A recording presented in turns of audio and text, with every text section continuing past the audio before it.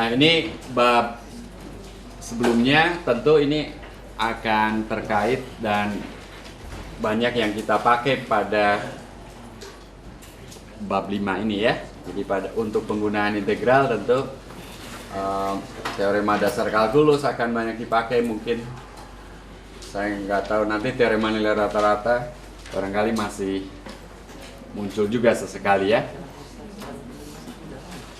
Baik, jadi kita masuk ke bab 5 ini.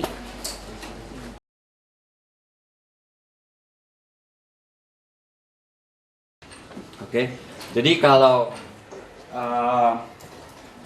kita bekerja pada bidang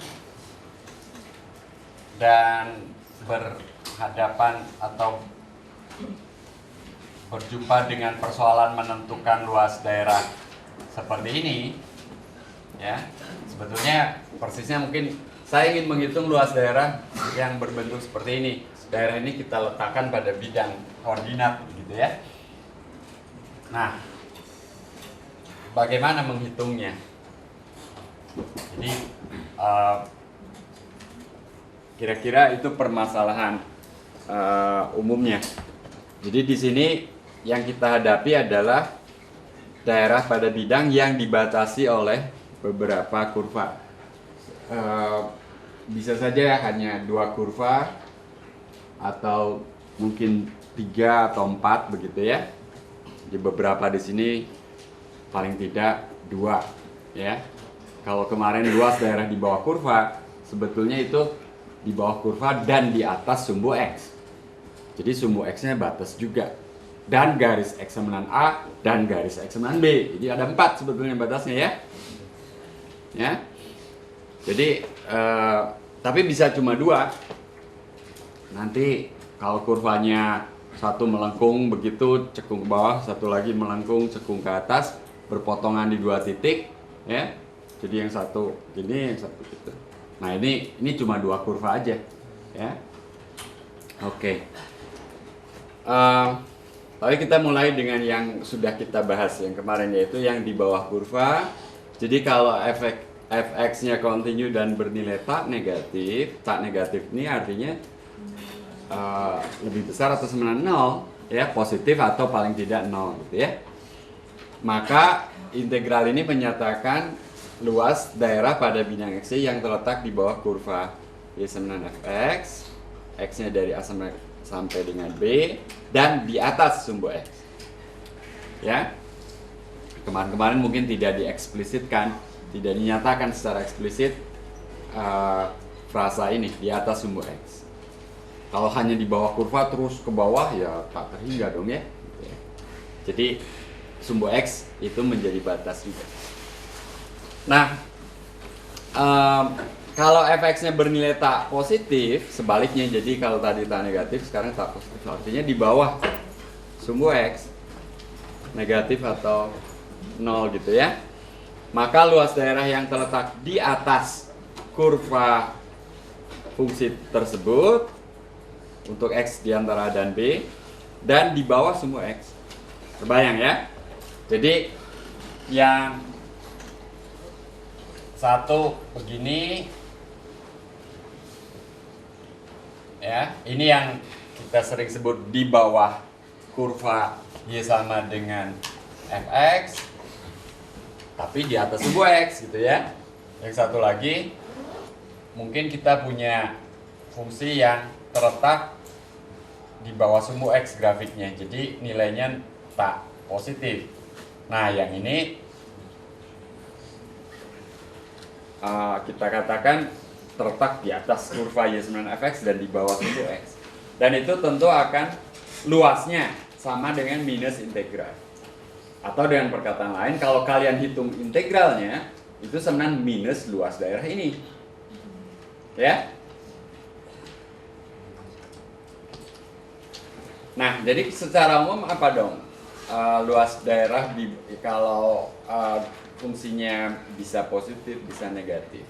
Kalau fungsinya sebagian bernilai positif, sebagian lagi bernilai negatif, misalnya seperti ini. Lalu saya tanyakan luas daerah. Nah ini mengatakannya apa? Luas daerah yang dibatasi. Ini bukan di atas atau di bawah lagi, tapi dibatasi oleh Y sama dengan Fx, sumbu X, garis X sama dengan A, dan garis X sama dengan B. Ya. Jadi luas daerah yang dibatasi sekarang. Ya. Jadi kalau kita nggak tahu nilainya ya mengatakan di bawah atau di atas itu terlalu sembrono barangkali ya. Tapi lebih aman kita katakan dibatasi oleh kurva Y sama dengan Fx, garis X sama dengan A, jadi yang garis X sama dengan A, garis X sama dengan B, dan sumbu X. Ya, jadi yang dimaksud daerah yang diarsir ini. Nah ini secara umum ya integral ini, ya integral dari nilai mutlak Fx. Jadi ketika Fx-nya positif, tentu ini adalah nilai integral Fx itu sendiri. Ketika Fx-nya negatif, ini adalah integral minus Fx. Ketika sebagian positif, sebagian negatif, ya daerah pengintegralnya dipecah. Yang positif tetap F, yang negatif minus F gitu ya. Dan sebetulnya kalau kalian sebagai ilustrasi kita ambil contoh ini, maka nilai mutlak Fx itu grafiknya gimana? Kita belum pernah gambar grafik nilai mutlak Fx ya. Kalau diketahui F seperti ini, yang di bawah itu dicerminkan terhadap sumbu X. Jadi ini ya. Ya, sehingga nilai mutlak Fx bernilai tak negatif dan kasusnya menjadi kembali seperti yang pertama tadi. Oke, kita lihat contoh. Tentukan luas daerah yang dibatasi oleh kurva Y sama dengan X kuadrat min 1, garis X sama dengan min 2, garis X sama dengan 2, dan sumbu X. Jadi ada 4 batasnya ya. Nah, ini petunjuk yang tentu saja harus dilakukan terlebih dahulu sebelum kita menghitung luas tersebut. Sangat berbahaya kalian langsung menghitung tanpa tahu daerahnya seperti apa ya. Nanti tahu-tahu hasilnya negatif, lalu biasanya kalau udah panik di ujungnya diambil nilai mutlak gitu ya. Di langkah terakhir diambil nilai mutlaknya. Itu nggak sesuai. Nilai mutlaknya diambil di awal kalau mau ya terhadap fungsinya. Tapi yang mengintegralkan fungsi nilai mutlak kan nggak mudah ya. Anti turunan dari nilai mutlak X kuadrat min 1 nanti apa gitu ya. Oke, hati-hati jangan sembarang menukar operasi ya. Anti turunan dari nilai mutlak F sama dengan nilai mutlak dari anti turunan F, apa boleh begitu? Enggak ya? Tapi kalau turunan dari jumlah sama jumlah dari turunan, gitu ya? Turunan dari nilai mutlak sama dengan nilai mutlak dari turunan, betul nggak? Nggak betul, ya? Turunan dan nilai mutlak nggak bisa bertukar, gitu ya? Integral atau anti turunan dan nilai mutlak juga tidak bisa bertukar. Nggak sembarangan dua operasi bisa bertukar, gitu ya? Oke? Nah, jadi gambar dulu daerahnya. Gambarnya kira-kira seperti ini. Yang kurva ini tentu ini X kuadrat min 1. Maaf, saya tidak memberi keterangan pada gambar ini. Ini garis vertikal ini, kira-kira ini garis yang apa nih? X sama min 2. Garis vertikal ini X sama 2. Lalu sumbu X tentu yang ini. Lalu tanda panah ini saya sekedar memberi tanda. Ini daerah ini yang dimaksud. Satu bagian di sini, satu bagian di sini, satu bagian di situ. Ya. Jadi daerahnya terdiri dari tiga bagian, 3 potong, ya. Nah, kalau kita mau hitung, maka integral ini yang kita hadapi, ya. Nah, tentu integral ini bisa kita pecah jadi 3 buah integral, sama seperti gambar daerahnya tadi ada 3 bagian, integralnya juga akan menjadi 3 bagian seperti ini. Jadi pada bagian yang, bayangkan gambar yang tadi ya.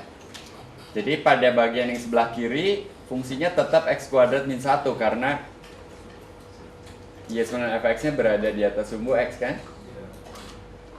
Pada bagian tengah jadi 1 min x kuadrat. Ya, ini menjadi minus dari x kuadrat min 1. Oke. Pada bagian kanan nilai mutlak x kuadrat min 1 itu sama dengan x kuadrat min 1. Oke. Lihat lagi gambarnya, lihat lagi. Ya, tatap lagi ini. Jadi yang ini tetap fungsinya x kuadrat min 1, yang paling kanan juga x kuadrat min 1. Yang ini x kuadrat min 1 dicerminkan terhadap sumbu x jadi 1 min x kuadrat. Itulah yang terjadi di sini. Ya, yang di tengah ini. Nah, ini tentu bisa dihitung masing-masing dengan cukup mudah ya. Nah, tapi untuk menghemat perhitungan sebetulnya kita juga bisa menggunakan fakta bahwa fungsi f ini fungsi genap. Maka luas daerah tadi itu sebetulnya cukup dihitung yang di sebelah kanan sumbu y saja. Ya. Jadi yang kiri dan yang kanan ini sebetulnya akan sama ini. Nah, yang di tengah ini juga kita split, kita bagi 2 jadi min 1 sampai 0 dan 0 sampai 1. Nah, ya. Jadi kita hanya menghitung untuk x yang positif saja, dari 0 sampai 1 tambah dari 1 sampai 2. Lalu nanti kalikan dengan 2. Jelas ya? Ini sekedar untuk menghemat perhitungan aja, daripada ngitung 3 ini sebetulnya kita cukup ngitung 2. Dan yang kedua pun di sini cukup kita hitung dari 0 sampai 1 gitu ya. Nanti kalikan dengan 2. Nah, ini kita hitung x min x pangkat 3 per 3. Yang ini x pangkat 3 per 3 min x. Yang ini dari 0 sampai 1. Jadi ketika dimasukkan 1 min sepertiga, 1 min sepertiga 2 per 3 ya. Kurangi 0. Lalu yang ini ketika x nya 2, 8 per 3 dikurangi 2. 2 per 3. Lalu ketika x nya 1, sepertiga min 1, min 2 per 3. Jadi di sini 2 per 3 min 0, 2 per 3 min 2 per 3. Jadi ini semua 6 per 3. 6 per 3 itu 2 kali 2 jadi 4. Nah, harusnya ini ditambahkan mungkin karena ini kita berbicara tentang luas. Satuannya memang nggak ditentukan. Ya, biasanya kita tambahkan 4 satuan luas gitu ya. 4 satuan luas. Jadi bukan sekedar angka aja, tapi di buku nggak ditulis juga gitu ya. Jadi angka aja hasilnya. Ya, oke. Nggak apa-apa seperti ini, tapi kalau mau ditambahkan 4 satuan luas gitu ya. Oke, jadi intinya hitung luas daerah yang dibatasi oleh suatu kurva, garis X6A, garis X6B, dan sumbu X. Lalu kalian harus tahu daerahnya, di bagian mana fungsi itu bernilai tak negatif, bagian mana ia bernilai tak positif. Lalu di integralnya dipecah menjadi 2 atau lebih bagian ya. Di bagian yang di mana fungsi itu bernilai positif, integralnya tentu integral dari fx itu sendiri. Di bagian di mana fx bernilai tak positif alias negatif atau 0, integralnya adalah integral dari minus fx. Ya. Oke, jadi bukan diintegralkan fx pada seluruh selang, lalu kalau negatif diambil nilai mutlak, bukan. Dan nilai mutlaknya bukan diambil belakangan, ya, itu akan beda hasil. Coba aja ini kalau dihitung, ya, ini boleh nih kalau dihitung integral x kuadrat min 1. Spidolnya lari kemana ya? Oke, ada di saku belakang saya. Oke, kalau dihitung dari min 2 sampai 2, x kuadrat min 1, ya. Lalu diambil nilai mutlak belakangan, dapatnya berapa? Dapatnya 0, gitu kan? Dapatnya 0. Kenapa 0 ini? Karena ini fungsi genap kan? Jadi ngambil nilai mutlak bukan belakangan gitu ya. Ini kebetulan 0. Anda pasti mikir ini salah, tapi andaikan bukan dari min 2 sampai 2, tapi dari min 1 sampai 2 gitu, ya, dapat positif. Mungkin Anda mikir udah itu jawabannya, bukan juga padahal. Apalagi kalau dari min 2 sampai 1 gitu, dapat negatif. Enggak, dapat positif ya, dapat positif. Mungkin dari min setengah sampai 1 gitu ya, itu dapat negatif. Tapi kemudian luasnya bukan nilai mutlak dari integral itu gitu ya. Jadi nilai mutlaknya duluan diambil baru diintegralkan. Ya. Oke, sekarang di antara dua kurva gimana? Ya, sebetulnya ini di antara dua kurva dan mungkin dua garis vertikal gitu ya. Misalkan fx lebih besar dari atau sama dengan gx pada selang AB dan kita ingin menentukan luas daerah yang dibatasi oleh dua kurva y9fx dan y9gx serta garis x9a dan garis x9b. Nah, nanti gambarnya sebetulnya ada pada slide berikutnya. Seperti ini ya. Saya balik lagi dulu. Jadi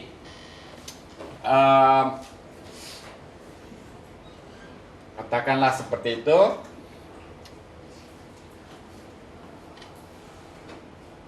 Apa yang kita lakukan? Ingat proses pengintegralan. Iris, taksir, jumlah, ambil limitnya. Ya, itu kita akan lakukan berulang-ulang sepanjang bab ini ya. Jadi kita iris, lalu kita taksir. Nah, dalam hal ini kita cukup melihat apa yang terjadi pada satu irisan ya. Ini mewakili irisan yang lainnya juga. Jadi pada satu irisan ini kita taksir berapa luasnya. Luasnya kita sebutlah delta L. L luas, kalau di buku A karena bahasa Inggris area gitu ya. Delta L ke I, jadi delta LI itu kurang lebih sama dengan nilai F di XI. Ingat ini yang di atas Fx, yang di bawah Gx ya. Jadi bayangkan ini selang ke I ya. Ya mungkin saya harus menulis X I bar, X ini ujung kanan ya, tapi nggak apa-apa kan, riman kanan juga boleh ya. Anggaplah kita sedang menaksirnya dengan riman kanan. Jadi Fxi min Gxi itu tidak lain merupakan tinggi dari persegi tinggi ini. Ya, tingginya sekarang bukan Fxi saja, tapi Fxi kurangi Gxi ya. Kali delta xi, ini tidak lain lebar atau alas dari persegi tinggi tersebut. Jadi ini kurang lebih sama dengan luas irisannya. Nah, bila kita jumlahkan dan ambil limitnya, sigmanya udah langsung kemudian dilanjutkan dengan ambil limitnya jadi integral ya. Maka luas daerah yang dimaksud dapat dinyatakan sebagai gitu ya. Jadi ini bukan rumus yang dihafal, ini sebetulnya proses dari iris, taksir, jumlahkan, ambil limitnya. Jadi yang penting di sini, ternyata dari bentuk ini ke sini kan udah kelihatan ya, kemiripannya. Jadi kalau di sini betul, integralnya nanti betul, ya. Ini kurung siku bukan nilai mutlak, fx min gx. Nah, jadi Anda lihat gambar ini, LI itu luas daerah irisan ini yang kemudian ditaksir dengan luas persegi tinggi, ya, atau kata Rio apa, luas 4 persegi yang ramping ini. Nah, ini taksiran luas irisan tersebut, ini L totalnya, ya. Oke. Jadi itu saya kembali ke sini, barangkali ada yang mau menyalin sebetulnya ini nanti kan saya upload, ya. Jadi iris, taksir, jumlahkan, ambil limitnya, dapat integral. Jadi yang 4 langkah ini saya cuma rangkum seolah-olah jadi 2 langkah aja, ya. Jadi ini taksiran irisan, ini limit dari jumlah Riemannnya, ya. Nah, itu yang tadi. Kita lihat contohnya. Tentukan luas daerah tertutup yang dibatasi oleh kurva Y9X dan Y9X kuadrat. Jadi ini betul-betul 2 kurva, garis X9A, X9B-nya disembunyikan. Ada kata tertutup di sini. Karena 2 kurva ini kalau diteruskan, ya, Y9X itu garis lurus, Y9X kuadrat parabola, dari min hingga sampai hingga dua-duanya, ya, terdefinisi, ya. Nah, tapi kedua kurva itu membentuk atau melingkupi satu daerah tertutup hanya pada bagian ini. Yang sebelah sana itu daerah yang tidak tertutup, terbuka gitu, ya. Demikian juga sebelah kiri sini. Jadi daerah tertutup yang dimaksud adalah daerah yang ini. Yang tentu saja kalian nanti harus cari titik potongnya.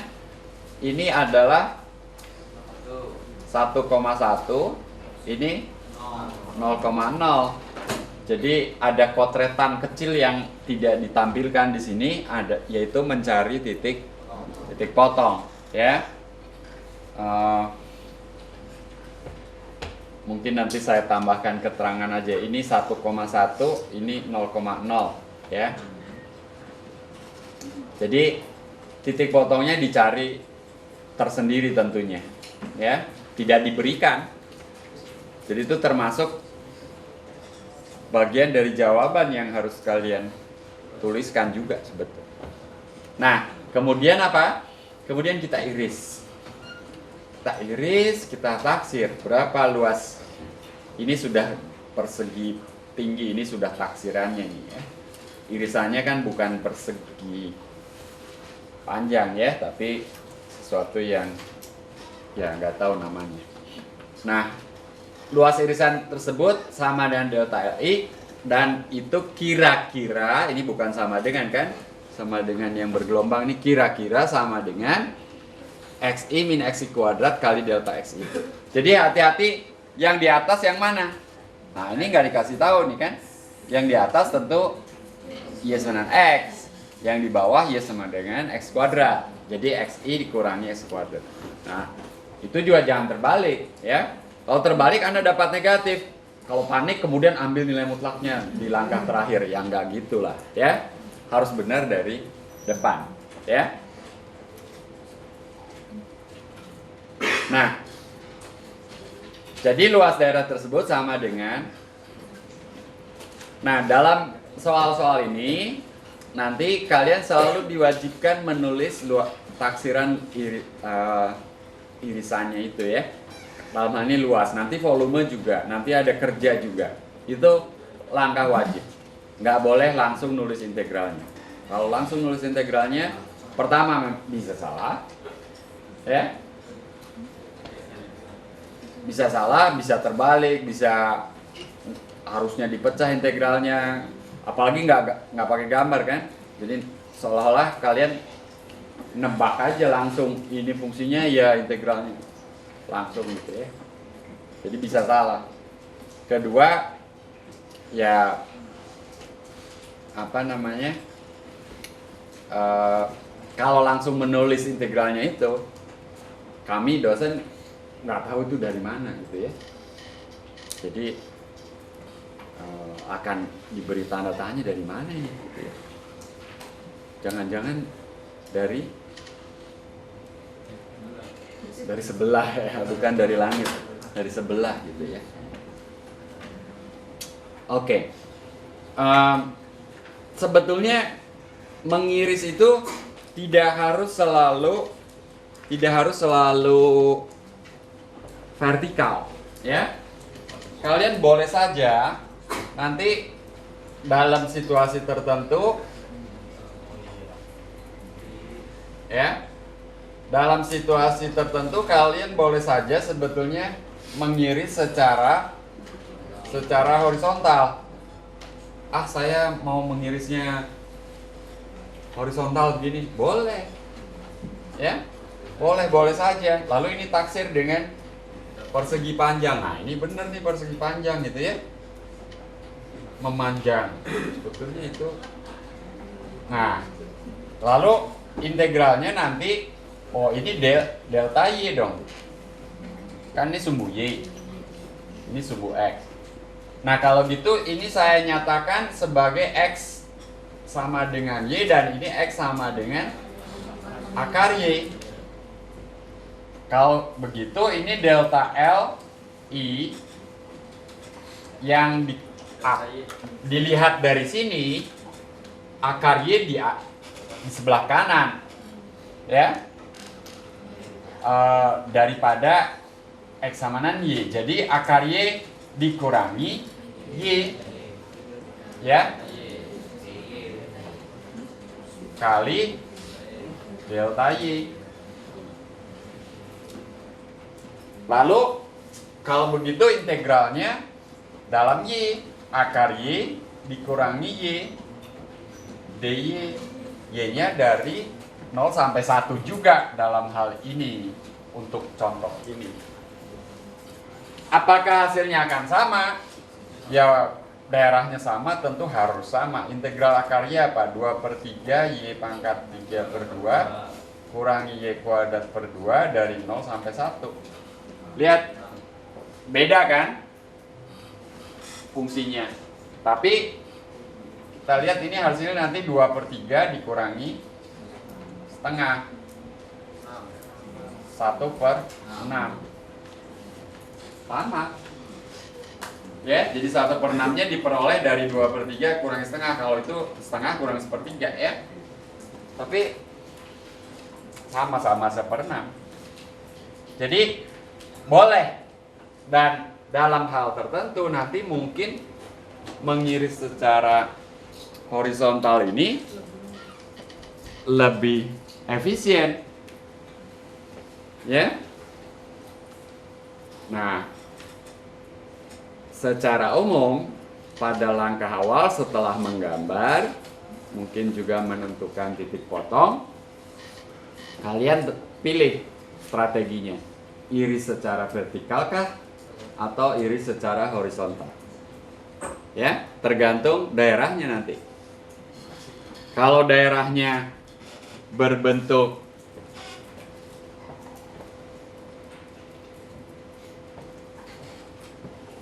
apa istilahnya, membujur atau melintang gitu ya. Jadi kalau yang seperti di gambar ini nih, yang ini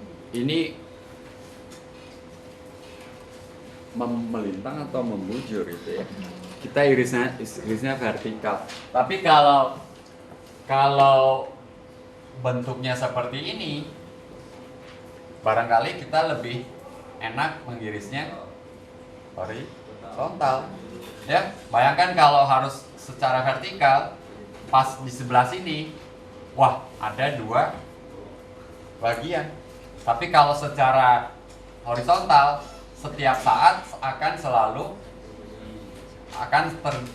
selalu satu potong aja. Kalau secara vertikal, pas bagian tertentu akan 2 bagian ya. Apalagi ini, wah susah, gitu ya. Jadi horizontalkah atau vertikalkah itu isu pertama setelah kalian menggambar daerahnya dan tahu titik potongnya, ya. Jangan ditambah rumit. Kalau miring gimana Pak? Nah, gitu ya. Jangan.